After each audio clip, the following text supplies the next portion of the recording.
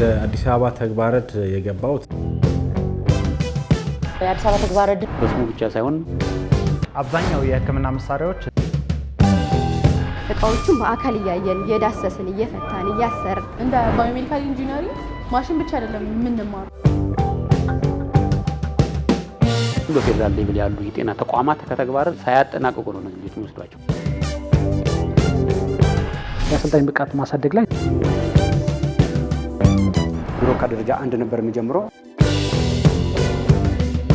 በተለይ በሬጉላር ገብተው የሚሰለጥኑ ልጆች ለትብብር ስልጠና ሄደው ከዛ በኋላ ግን መልሰን ልንለቃቸው አልቻልንም። ብቁ ስለሆኑ ቀጠርናቸዋል። ይሄ ማለት እንደ ሀገር ለሀገር የጀርባ አጥንት ነው።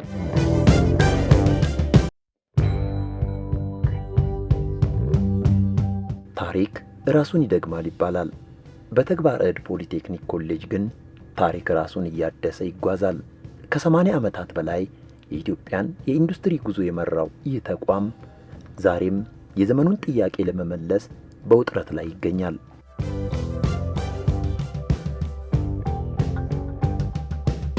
የአዲስ አበባ ተግባረድ ፖሊቴክኒክ ኮሌጅ ኦልሞስት አሁን ላይ ከ84 ወይም 83 ዓመት በላይ አስቆጥሯል። መጀመሪያ ሲቋቋም የነበረው እደ ጥበብ ሙያ በሚል የተቋቋመ ነበርና ውስን በሆኑ ሙያዎች ላይ ሲሰጥ የነበረበት ሂደት ነው ያለው። አሁን ላይ ስንመለከት ኦልሞስት 9 ዲፓርትመንቶች አሉ። ወደ 20 የሚሆኑ ሙያዎች አሉ በ9 ዲፓርትመንቶች።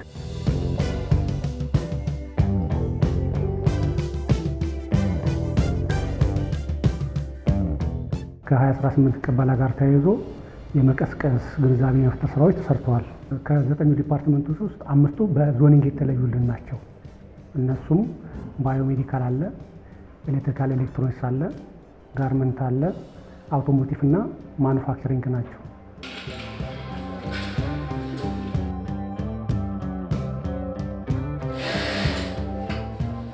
ሀገር ውስጥና ከሀገር ውጭ ያሉ ታዋቂ የሚባሉ ሰዎች በዛ ኮሌጅ ውስጥ ተምረው ያለፉበት ኮሌጅ ነው።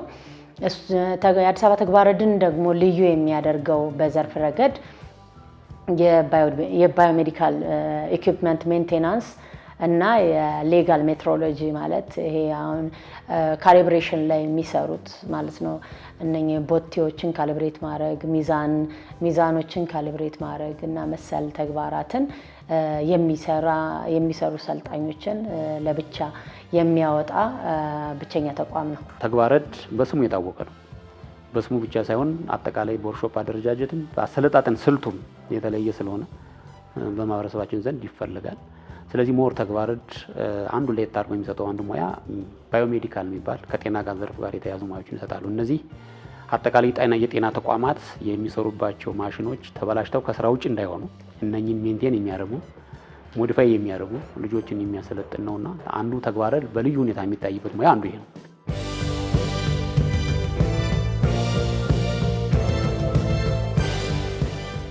በተደረገው ቅስቀሳ የተማሪ ቅበላችን ስንመለከት ከጊዜ ወደ ጊዜ ቁጥሩ እያደገ የመጣበት ሂደት አለ። ኢቭን ካቀድነው በላይ የተቀበልንበት ሂደቶች አሉ ማለት ነው። በዚህ ዓመት ልንቀበል ነው አስበን የነበረው በእቅድ ደረጃ ወደ 2043 ነው።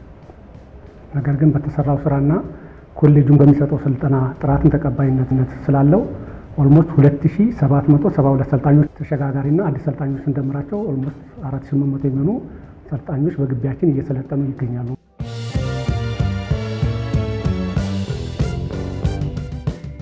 ተግባረድ ስሙ እንደሚመሰክረው የእጅ ጥበብ ማዕከል ነው።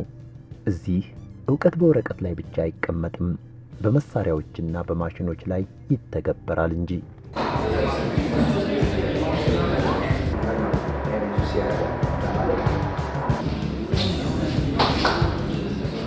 የኛ ዲፓርትመንት ትንሽ ከፔሸንት ጋር ያለው ግንኙነት አለው። ስለዚህ በጣም ጥንቃቄ የሚያስፈልገው ነገር ነው እና እንዴት ነው ጥንቃቄው ደግሞ እኛ ተማሪዎች አቺቭ እንዲሆኑ ወይም በደንብ እንድንሰራ እቃዎቹን በአካል እያየን እየዳሰስን እየፈታን እያሰርን ነውና የምንማረው። በጣም ይህ ዲፓርትመንት በጣም ደስ የሚል ነው። በተግባረድ ቲዮሪውም እንዳለ ሆኖ ፕራክቲስ ነው በብዛት የምናየው። ማሽኖች እየነካካን ነው የምንማረው። አነስቴዥያ ማሽን፣ ኤክስሬይ፣ አልትራሳውንድ፣ እንደገና አውቶክሌቭ፣ ማይክሮስኮፕ ብዙ ማሽኖች እነሱን ከነ ሴፍቲ ትራብል ሹት ፕሪንሲፕላቸውን እና እያንዳንዱ ነገር ዲቴይል የሆነ ኢንፎርሜሽን አለን።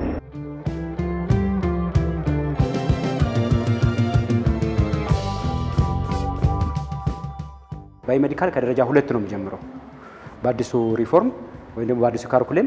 ድሮ ከደረጃ 1 ነበር የሚጀምረው። አሁን እሱ መርጅ ሆነና ኤሌክትሪካል ኤሌክትሮኒክስ ደረጃ 1 ላይ ይማራሉ። ደረጃ 1 ላይ ይሄንን የሚማሩበት ምክንያት ምንድነው? የሕክምና መሳሪያዎቹ እንዳለ ኦርጋናይዝ የሆኑት በኤሌክትሪካል ኤሌክትሮኒክስ ኮምፖነንት ነው። ያንን ኮምፖነንቶችን ካላወቁ ማሽኑን መጠገን ስለማይችሉ ማለት ነው። ስለዚህ ደረጃ በደረጃ የሚማሩት ደረጃ 3 ላይ ልክ ሲደርሱ የላቦራቶሪ ኢኩዊፕመንት ላቦራቶሪ ላይ የሚሰጡትን መሳሪያዎችን እሱን ልክ ይማራሉ ቴክኒካሊውን። ደረጃ 4 ላይ ሲደርሱ ደግሞ ከፍ ያሉትን ላይፍ ሴቪንግ የሚባሉት አሉ። አነስቴዥያ፣ አልትራሳውንድ፣ ሄማቶሎጂ፣ ሲቢሲ የሚባሉት አሉ ማሽኖች። ደረጃ በደረጃ እሱን የሚማሩት።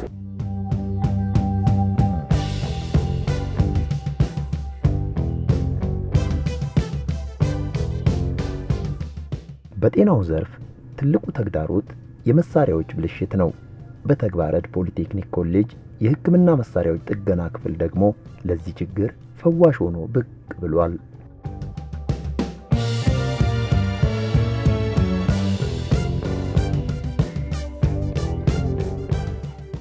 ብዙ ጊዜ ሆስፒታል ላይ የምታዩት ማሽኖች በትንሽ ብልሽት በሚሊዮን ደረጃ በ2 ሚሊዮን በ3 ሚሊዮን ደረጃ የተገዙት ማሽኖች ቆሞ ነው የምናገኛቸው፣ በትንሽ የዕቃ ብልሽት ማለት ነው። ብዙ ጊዜ በፓወር ምክንያት የሚቃጠሉታሉ ማሽኖች፣ በፓወር ምክንያት ብቻ የሚቃጠሉታሉ። በፓወር ምክንያት ሲቃጠሉ ምንድነው መጀመሪያ የሚቃጠለው የሚለውን ስቴፑን ይነገራቸዋል። ያን ሁሉ ማሽን ፈቶ ከሚያበላሹት ስቴፑን ተከትሎ ነው የሚሄደው ያንን ብልሽት የሚያገኙት።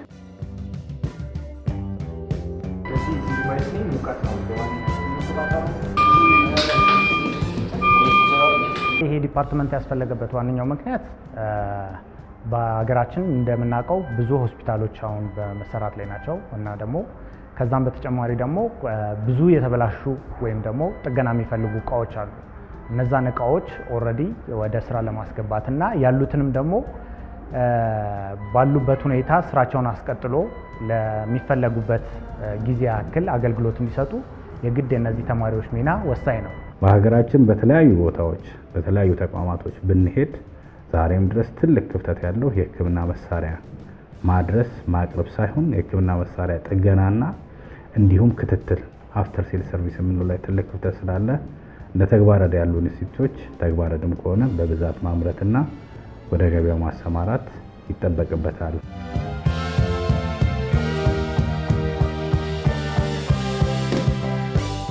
ተግባረ ዕድ ወደ 13-14 ዓመት ሆኖታል። ባዮሜዲካል ዲፓርትመንትን ከፍቶ አገልግሎት መስጠት ከጀመረና የእኛ ልጆች እዚህ ቴክኒሻኖቹ ሰልጥነው መውጣታቸው በተለያየ መንገድ እልባትን የሰጠ ነው ብዬ ነው የምወስደው። አንደኛ ከውጭም አንጻር ለምሳሌ በማይነር ነገር የተባለሽ ማሽን ከውጭ የሚመጣውን የእኛ ልጆች መጠገን ይችላሉ። ማን ሆስፒታሎች ላይ ገብተው እየሰሩ ያሉ ይችላሉ። የራሳቸውንም ካምፓኒ ወይ ደግሞ የጥገና እንትን ከፈቱ ነው ምናልባት ሄዳቸው ሊታገኙ ስለሚችሉ ማለት ነው። ከዛ ውጪ ህይወትን ከማዳንም አንጻር አንድ ባለሙያ ከውጭ መጥቶ በሰዓቱ ሊጠገንም ላይጠገንም ይችላል።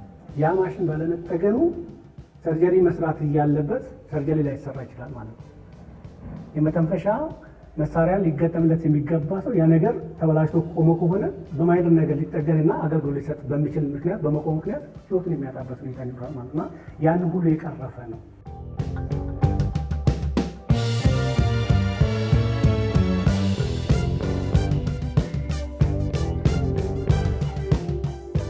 አገር ውስጥ ባሰለጠናቸው ተማሪዎች ሲሰሩ የውጭውን በዶላር የምናመጣውን ይቀንሳል ማለት ነው።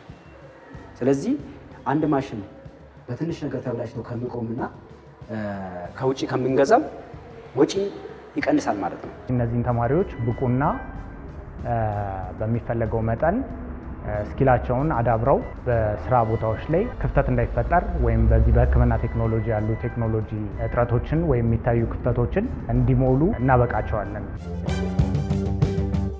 እንደ ሀገር የሕክምና መሳሪያ ጥገና ላይ የሚስተዋለውን ክፍተት ለመሙላት ሲሉ የጊላንዶ ባዮሜዲካል ሶሉሽንን እንደመሰረቱ የሚናገሩት የድርጅቱ ዋና ስራ አስኪያጅ ኢንጂነር ኢዲዲያ ስለሺ በተግባረ ዕድ ፖሊቴክኒክ ኮሌጅ የባዮሜዲካል ትምህርት ክፍል የመጀመሪያው ሰልጣኝ እንደነበሩ ያወሳሉ። ወደ አዲስ አበባ ተግባረ ዕድ የገባሁት በ1999 ዓመተ ምህረት ነው። በአይነቱ የሕክምና መሳሪያ ስልጠና ባዮሜዲካል አድቫንስድ ባዮሜዲካል ዲፕሎማ በሚል መርሃ ግብር ነበር ወደ አዲስ አበባ ተግባረ ዕድ የገባ ነው።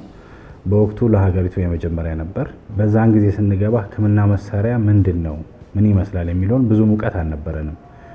ታንክስቱ ተግባረ ዕድ እንዲሁም ተግባረ ዕድ ውስጥ ባሉ መምህራኖች እነሱ በሰጡን እውቀት የሕክምና መሳሪያ ማወቅ ችለናል ማለት ነው። ጤና ጥበቃ በመደበን ቦታ ላይ እያገለገልን ነበረ። ከዛ በኋላ ሀገሪቱ ላይ ያለው የሕክምና መሳሪያ ጥገና ክፍተት ጉልህ ሆኖ በመታየቱ የራሴን ድርጅት እንዳቋቁም ተገድጃለሁ ማለት ነው።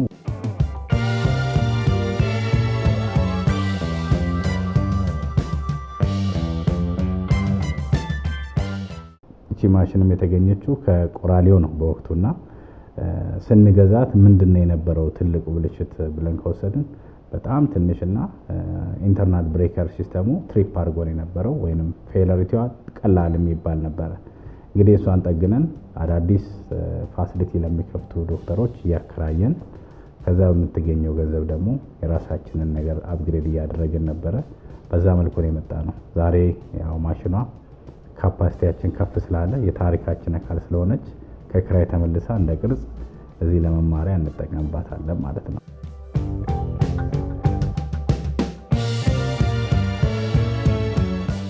ተግባረ ዕድ ላይ ዴሊቨር የሚደረገው ትምህርት በሀገሪቱ ላይ በተለያዩ ቦታ አይደለም፣ የሕክምና መሳሪያ ላይ ብቻ ሳይሆን በተለያዩ ዘርፍ ላይ በተለያዩ ቦታዎች ላይ እንዲሁም ኤሌክትሮሜካኒካል አካባቢ ላይ ያሉ ሰዎችን ኮሙኒኬት ስናደርግ የት ነው የመጣው ሲባል በአብዛኛው ወደ ተግባረ ዕድ ነው የሚያመሩትና ተግባረ ዕድ ላይ የሚሰጠው እኔ የሚያገኙት እውቀት ዛሬ ላለሁበት ቤዝ ትልቁን ድርሻና ትልቁ ሚና የሚጫወት ነው።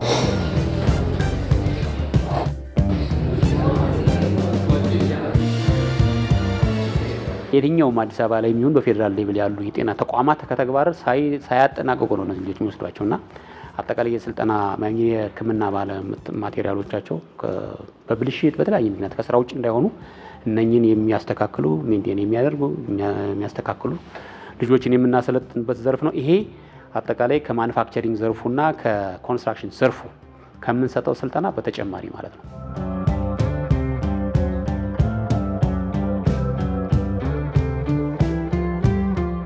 ወደ ባዮሜዲካልም ስንመጣ በራሳቸው ወጥተው በማሽን ጥገና ላይ ይታወቃል ከሕክምና ማሽን ጋርና በተለይ በሬጉላር ገብተው የሚሰለጥኑ ልጆች ለትብብር ስልጠና ሄደው እዛው የሚቀሩ ይበዛሉ። ያ የሚያመላክተው ምንድነው? ሌቭል 2 እና ሌቭል 3 ላይ ሲደርሱ ገና ሌቭል 4 እና ሌቭል 5 ሳይደርሱ እጃቸው ተፈቶ ነው የሚወጡት። ስለዚህ ምንድነው የሚያደርጓቸው? እዛው የትብብር ስልጠና እንደወጡ እዛው ያስቀሯቸዋል ማለት ነው። ያ የሚያመላክተው ምንድነው? የምንሰጠው ስልጠና ቢያንስ ቤዚክ የሆኑ ነገሮች እንዲጨብጡ አድርጓቸዋል ማለት ነው።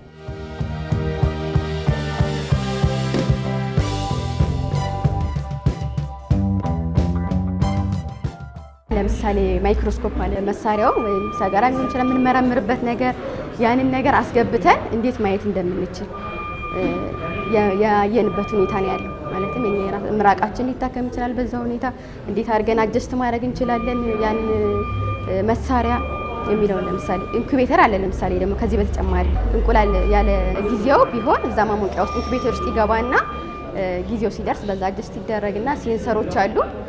በዛ ምክንያት እንዲፈለፈል ያደርጋል ማለት ነው። ሌላኛው ሴንትሪፊዩጅ አለ። ሴንትሪፊዩጅ ለምሳሌ ምን ለይበት ነው? ምንድነው ምን ለይበት?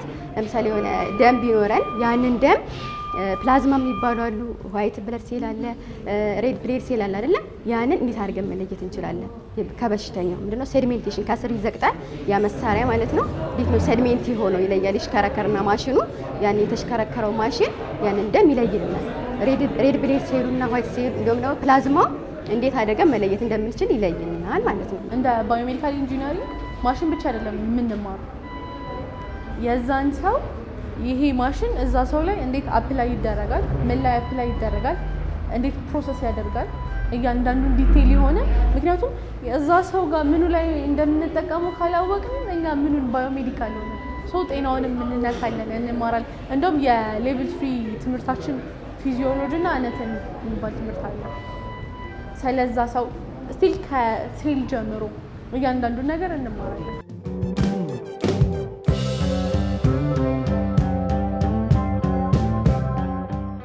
በአካባቢያቸው ከሚገኙ ትምህርት ቤቶች ላይ በጣም የጠበቀ ግንኙነት አላቸው። ዊን ዊን ሆነ አፕሮች ትምህርት ቤቶችን ሄደው አንዳንድ የጥገና የተለያዩ ማሽኖችን የመስራት ሂደቶች ስላሉ ተሳስረው በጋራ ነው የሚሰሩት። ስለዚህ ትምህርት ቤቶችም ለተግባር ዕድ ያላቸው አስተሳሰብ የተሻለ ነው። ኮሌጆች ደግሞ እነሱን በመደገፍ የተለያዩ ነገሮችን በማብቃት ደግሞ ድጋፍ አለና ስለዚህ የቅበላቸውን ሂደት በዛ ልክ ስለሄዱበት ውጤታማ እየሆኑ ነው ያሉትና በዚህ ልክ መውሰድ ይቻላል።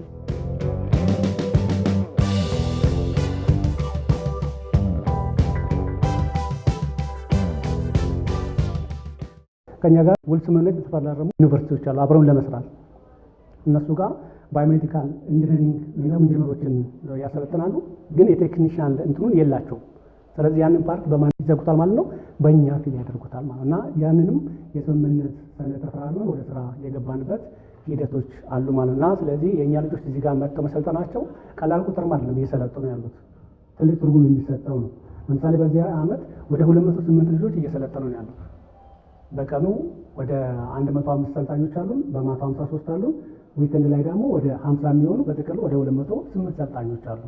ስለዚህ 208 ሰልጣኝ አሰልጥነ ወደ ገበያ ማውጣት ማለት ቀላል አይደለም እና ያለውን ጋር የመዝጋት ሂደቶችን በዚህ ልክ አስተዋጽኦ እያበረከትን የምንገኝበት ሁኔታ አለ ማለት ነው።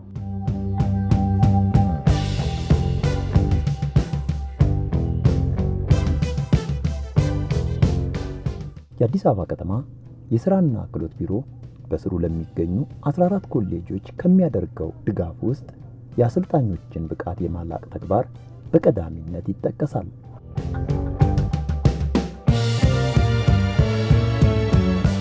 የአሰልጣኝ ብቃት ማሳደግ ላይ ትኩረት አድርገን እየሰራን ያለንበት ሁኔታ ላይ ኢንዱስትሪዎቻችን ላይ የሚፈልጉት የበቃ አሰልጣኝ ነው። ስለዚህ ምን አይነት ሰልጣኝ ነው የበቃ የሚፈልጉት የሚለው ያንን መሰረት ያደረገ እኛም በየጊዜው ቼክ የማድረግ ስራ የማየት ስራ ያለውን ስኪል ጋፕ የመለየት ስራ ያንን ስኪል ጋፕ ለመሙላት እየተሰራ ያለ ስራ አለ። ስለዚህ እሱን አጠናክረን መንቀጠልበት ሁኔታ አለ። አሰልጣኞች ማብቃት ጋር ተያይዞ በነገራችን ላይ በተለየ መልኩ በተለይ ዞሪንጎ ከተሰራ በኋላ ስራና ክህሎት ቢሮ እየሰራ ያለው ነገር ምንድነው? ፕሮጀክት ቤዝ ስልጠና ለአሰልጣኞች ይሰጣል። የሚሰጠው የምርታማነት ልህቀት ማዕከል አለ። ስለዚህ አሰልጣኞችን የማብቃት የማሰልጠን ፕላዛ ደግሞ ይፈተናሉ።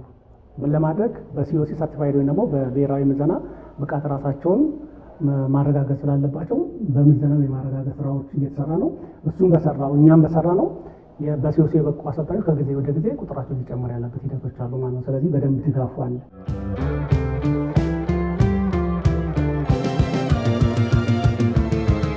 የብቃት ማሻሻያ ላይ እሱን እንወስዳለን፣ በክተን እንመጣለን። ከብቃት ማሻሻያ በኋላ ደግሞ ራሱ ኤግዛም አለው። እኔ ክፍተቴን ሞልቻለሁ ብዬ ነው የማስበው። ለምንድን ነው እንድነቃም አድርጎኛል። ምኑ ጋር መብቃት እንዳለብኝ አግኝቼዋለሁ ራሱ ማለት ነው። ስለዚህ ከዛ የተነሳ ራሱ ሞቲቬት ሆነን የመጀመሪያ ፈተና እንደውም ሲኦሲ የተፈተነው እኛ ነን። ኮንቲኒስ የሆነ ስልጠናዎች እናገኛለን። እነሱን ደግሞ ቀጥታ ወደ ተማሪዎች ታች ድረስ አውርደን ተገቢውን ክትትልና ተማሪዎች በቂውን ስኪል ይዘው እንዲወጡ ጥሩ ረድቶናል።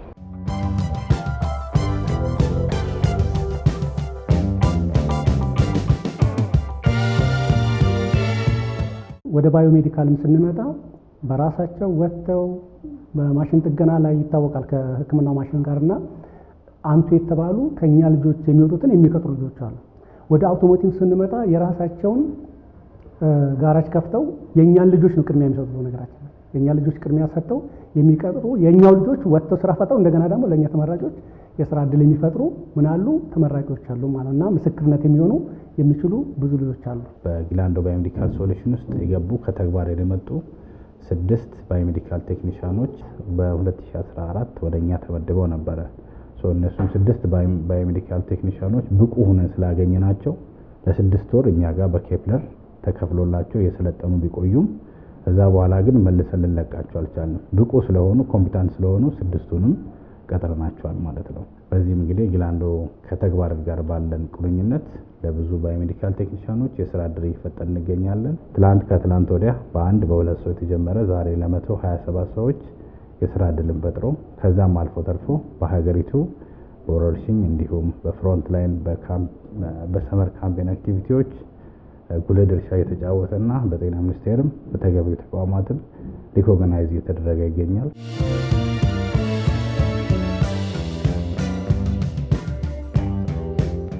ባለሙያዎች ወይም አዳዲስ ቴክኒሻኖችም ኢንጂነሮችም ወደዚህ ፊልድ ቢገቡ ምን ያገኛሉ፣ ምን ያተርፋሉ የሚለው የመጀመሪያው ጤና የሰውን ህይወት ማትረፍ ላይ ነው የሚሰራው። የልቦና ወይንም የመንፈስ እርካታን ያገኛሉ። አንደኛውና ዋነኛው ማለት ነው። ሁለተኛው ሀገሪቱ ውስጥ የሚወጣውን የሀብት ብክነት በጉልህ ይቀንሳሉ። ሶስተኛው ራሳቸውን ይችላሉ። ለማህበረሰቡም ደግሞ ጥሩና መልካም ነገርን ትሩፋትን ያተርፋሉ። ስለዚህ ወደ ህክምና መሳሪያ መግባት ሌታሎን ኢንካም ጀነሬት ከማድረግ የሚያለፈ ለራስም ሆነ ለማህበረሰብ ትክክለኛ የሆነ መፍትሄ የሚሰጥበት ነው።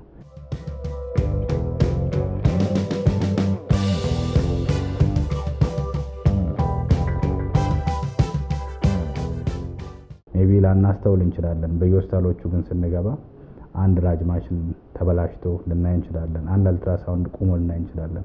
በአልትራሳውንድ እጦት የሚሰቃዩ እናቶችን ማሰብ ቀላል ምሳሌ ሊሆን ይችላል።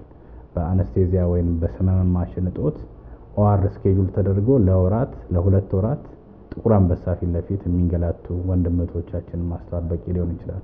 እነዚህን ሁሉ ማትረፍ ማዳን ስለሚቻል በብዙ ወደዚህ መግባት መልካም ነው ብዬ አስባለሁ። መግባትም ብቻ ሳይሆን በትጋት ለለውጥ መስራት ይፈልጋል ፊልዱና በዛ ልክ አስበው ቢቀላቀሉ ቢያግዙን የሚል ምክር ነው ያለኝ። ተግባረ ዕድን መቀላቀል በደንብ ነው የሚያተርፉት። ልጆቹም ያውቁታል። ነገራችን ላይ በዚህ ዓመት ለመቀበል ያሰብነው ወደ 2043 ብቻ ነው። ግን አጠቃላይ የተመዘገበው ተማሪ ወደ 5700 ሰልጣኝ የተመዘገበው ከ5700 ውስጥ ነው 2772ቱን ስክሪን አውት አድርገን የተቀበልነው ማለት ነው። እንደ መስፈርት የተለየ መስፈርት የለም። ሞልስ የሚያወርደው መስፈርት አለ። ያን መነሻ ተደርጎ የ12ኛ ክፍል የጨረሱ የሚሰለጥኑበት ሁኔታዎች አሉና ለቅጥር አይደለም ትብብር ስልጠና ሲወጡ የእኛን ኮሌጆች ይመርጧቸዋል። ተቋሙ እንደ ተቋም የራሱ ካልቸር አለው። በነገራችን ላይ የራሱ ካልቸር የሚለይበት ምንድነው? የግዴታ ሴሚስተርን ጠብቀ የምትጨርሰው ሳይሆን ሞጁላር ነው። እንደ ፍጥነታቸው በ3 ዓመት የሆነው 2 ተኩልም ጨርሰው የሚወጡበት እድል አለ። 2 ዓመትም ሊጨርሱ ይችላሉ ማለት እና ፊክስ የሚደረገው ምንድነው? በታይም አጠቃቀማቸው ስለሆነ የሙሉ ቀን ስልጠናም ለመሰልጠን ራሱን ያዘጋጀ ሰልጣኝ ቀድሞ ቢመጣ በዛ ልክ ሊስተናገድ ይችላል ማለትና ለመቀበል እኛ ዝግጁ ነን።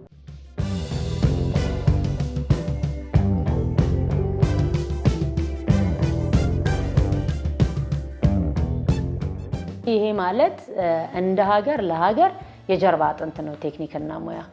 ስለዚህ ቴክኒክና ሙያ ዘርፉ አበርክቶሹ ይሄ ነው ብለን በጣም ልናሳንሰው የምንችለው ሳይሆን ትልቁን ቁልፍ ሚና የሚጫወት ነው ማለት ነው።